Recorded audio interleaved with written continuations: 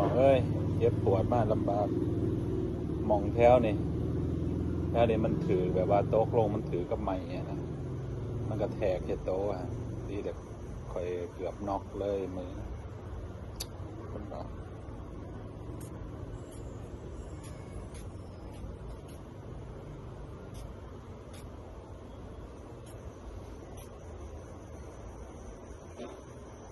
เจ็บแถว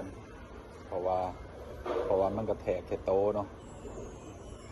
ตกลงมาแต่แบบสูงนะกระแทกโต๊ะดังตึ้มโหลคิดว่าสิบหลอดอะไรก็ว่าคิดว่ากระดูกหักเบิดแล้ววะเพราะว่ามันก็โต๊ะเข้ากับโต๊ะมาสูงมา3 เมตรนะตกลงมามันก็กระแทกคือแถวเนี่ย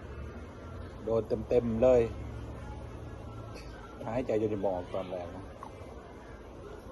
วันนี้เข้าไปห้องหมอคนให้ยาตัวนี้มาสูด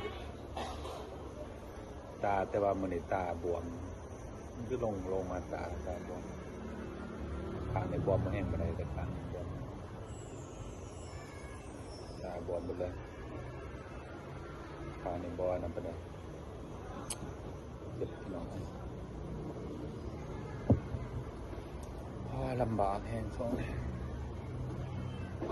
ยาตัวนี้มาสีดแขนก็บวม